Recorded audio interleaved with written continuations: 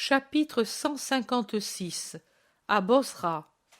Bosra, soit à cause de la saison, soit parce qu'elle est renfermée dans ses ruelles, se montre au matin tout embrumée. Embrumée et très sale. Les apôtres revenus de faire des achats au marché en parlent entre eux. C'est que l'industrie hôtelière de cette époque et de cette localité est tellement préhistorique que chacun doit s'occuper de son ravitaillement. On comprend que les hôteliers ne veulent pas y perdre. Ils se bornent à cuire ce que les clients leur apportent et espérons qu'ils n'en prennent pas leur part. Tout au plus, ils achètent pour le client ou lui vendent le ravitaillement dont ils ont des provisions en exerçant à l'occasion le métier de boucher sur les pauvres agneaux destinés à être rôtis. Ce fait d'acheter à l'hôtelier ne plaît pas à Pierre et maintenant il y a une prise de bec entre l'apôtre et l'hôtelier, presque une tête de malandrin qui ne manque pas d'insulter l'apôtre en le traitant de Galiléen, alors que ce dernier réplique en lui montrant un porcelet égorgé par l'hôtelier pour le compte de clients de passage. « Moi, Galiléen, toi, un cochon de païen, dans ta puante hôtellerie, je n'y resterai pas une heure, si j'étais le maître, voleur. » Et je laisse dans l'encrier un autre terme plus expressif. J'en conclus qu'entre ceux de Bosra et les Galiléens, il y a une de ces nombreuses incompatibilités régionales et religieuses dont était plein Israël, ou plutôt la Palestine. L'hôtelier crie plus fort « Si ce n'était que tu es avec le Nazaréen et que je vaux mieux que vos dégoûtants pharisiens qui le haïssent sans raison, je te laverai la figure avec le sang du porc.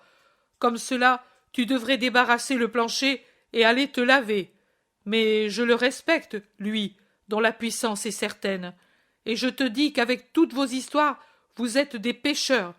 Nous valons mieux que vous. Nous ne dressons pas d'embûches. Nous ne sommes pas des traîtres. Vous, pouah, race de traîtres injustes et criminels qui ne respectez pas même le peu de saints que vous avez parmi vous. Pour qui? Traîtres? Pour nous. Ah, fasse le ciel que maintenant.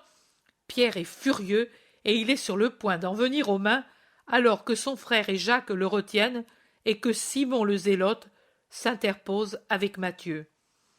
Mais plus que leur intervention vaut pour faire tomber la colère, la voix de Jésus qui se montre à une porte et dit « Simon, maintenant, tais-toi, et toi aussi, homme. » « Seigneur, cet hôtelier m'a insulté et menacé le premier. »« Nazaréen, c'est lui qui m'a offensé le premier. »« Moi, lui et moi. » Ils se renvoient mutuellement la faute. Jésus s'avance sérieux et calme. « Vous avez tort tous les deux, et toi, Simon, plus que lui, car toi tu connais la doctrine de l'amour, du pardon, de la douceur, de la patience, de la fraternité. Pour ne pas être maltraité comme Galiléen, il faut se faire respecter comme saint. Et toi, homme, si tu te sens meilleur que les autres, bénis-en Dieu, et sois digne de devenir toujours meilleur. Et surtout, ne souille pas ton âme avec des accusations mensongères. Mes apôtres ne sont pas des traîtres ni des dresseurs d'embûches. En es-tu certain, Nazaréen? Et alors pourquoi ces quatre sont-ils venus me demander si tu étais venu, avec qui tu étais, et tant de belles choses? Quoi? Qui est-ce? Où sont-ils? Les apôtres l'entourent, oubliant qu'il s'approche d'un homme couvert de sang de porc, ce qui auparavant les horrifiait et les tenait à distance. Jésus dit « Vous, allez à vos affaires. Toi pourtant, Misas, reste. » Les apôtres s'en vont dans la pièce d'où est sorti Jésus, et dans la cour, il ne reste en face l'un de l'autre que Jésus et l'hôtelier. À quelques pas de Jésus se trouve le marchand qui reste à observer la scène étonné. Réponds, homme, avec sincérité, et pardonne si le sang a rendu furieux l'un de mes disciples. Qui sont ces quatre et qu'ont-ils dit? Qui ils sont, je ne sais rien de précis, mais certainement ce sont des scribes et des pharisiens de l'autre côté. Qui les a amenés ici? Je ne sais pas. Je ne les ai jamais vus, mais ils sont bien au courant de ce qui te concerne. Ils savent d'où tu viens, où tu vas, avec qui tu es, mais ils voulaient que je le leur confirme. Non, je serai un scélérat, mais je connais mon métier.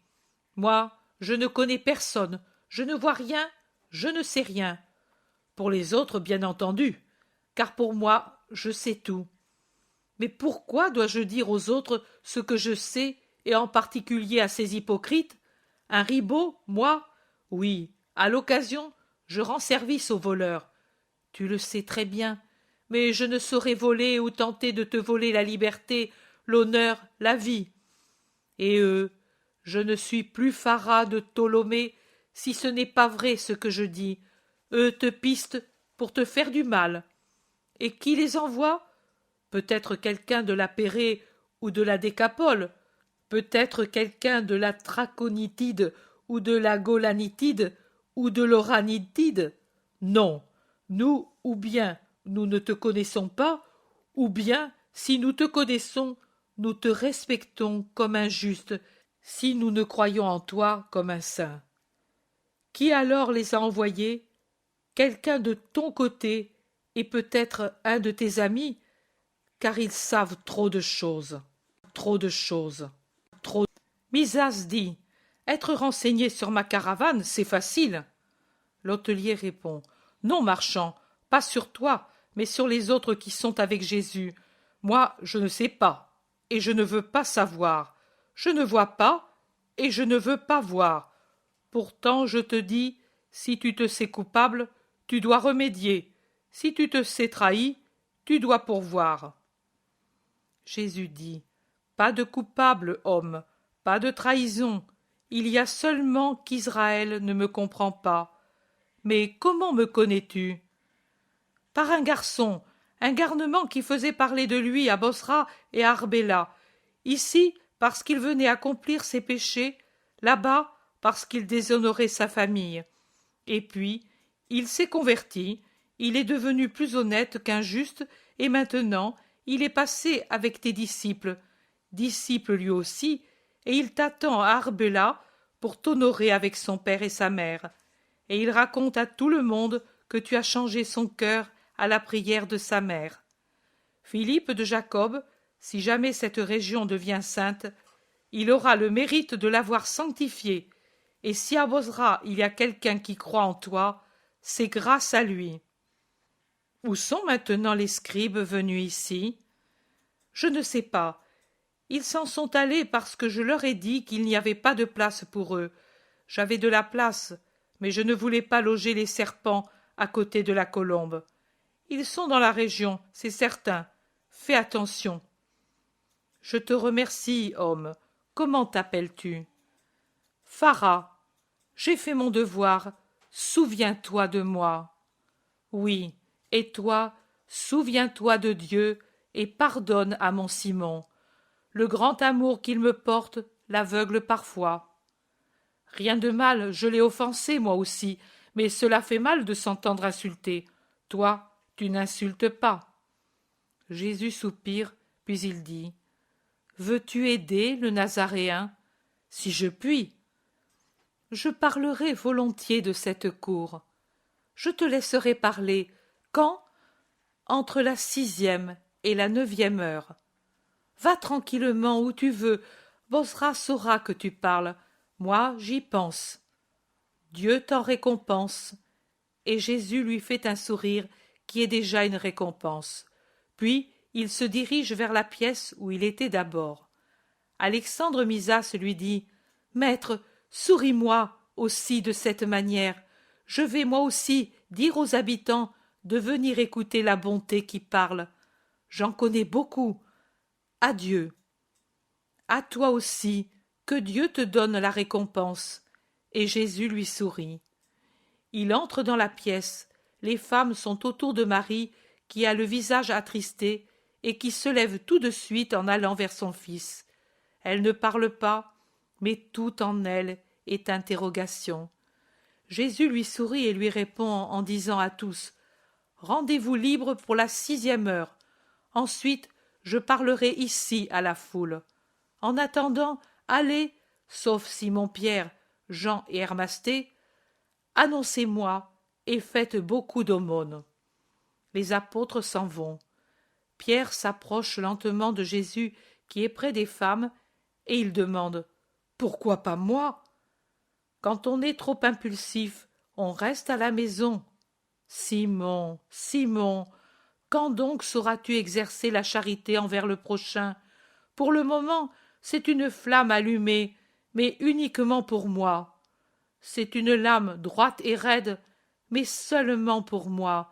Sois doux, Simon de Jonas. Tu as raison, Seigneur. Ta mère m'a déjà réprimandé, comme elle le sait, sans faire souffrir, mais son reproche m'a pénétré profondément. Cependant, fais-moi des reproches.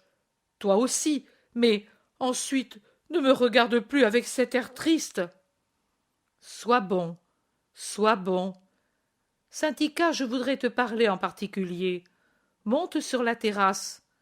Viens toi aussi, ma mère. Et sur la terrasse rustique qui couvre une aile du bâtiment, dans le tiède rayonnement du soleil, Jésus se promène lentement entre Marie et la Grecque, et il dit « Demain, nous nous séparerons pour quelque temps.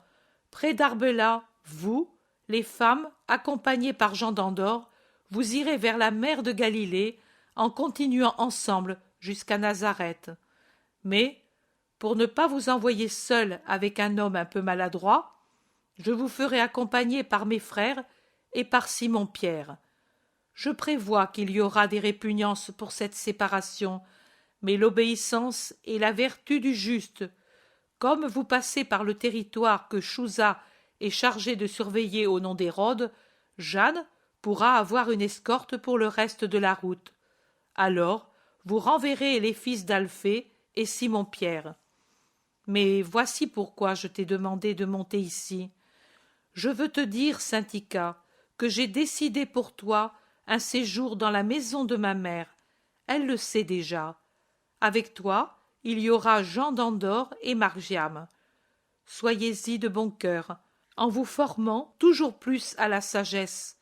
Je veux que tu aies grand soin du pauvre Jean. Je ne le dis pas à ma mère, parce qu'elle n'a pas besoin de conseils. Tu peux comprendre et avoir pitié de Jean, et lui peut te faire tant de bien, car c'est un maître avisé. Puis je viendrai, moi, oh, bientôt, et nous nous verrons souvent. J'espère te trouver toujours plus sage dans la vérité. Je te bénis, Saint-Ika, en particulier. C'est mon adieu pour toi, cette fois. À Nazareth, tu trouveras l'amour et la haine, comme partout. Mais dans ma maison, tu trouveras la paix, toujours. Nazareth m'ignorera, et moi je l'ignorerai. Je vivrai en me nourrissant de la vérité, et le monde ne sera rien pour moi, Seigneur. C'est bien. Tu peux disposer, Saint-Ika. Et silence pour l'instant. Mère, tu es au courant. Je te confie mes perles les plus chères. Pendant que nous sommes en paix entre nous, maman, fais que ton Jésus se réconforte par tes caresses.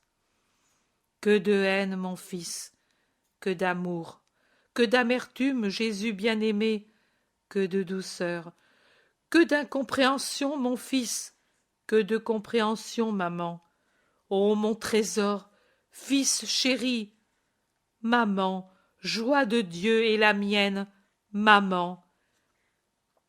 Ils s'embrassent en restant ensuite l'un à côté de l'autre sur le banc de pierre qui longe le muret de la terrasse. Jésus tient sa mère embrassée, protecteur et affectueux. Elle a la tête sur l'épaule de son fils, ses mains dans sa main, bien heureux. Le monde est si loin, enseveli par des flots d'amour et de fidélité, de fidélité, de fidélité.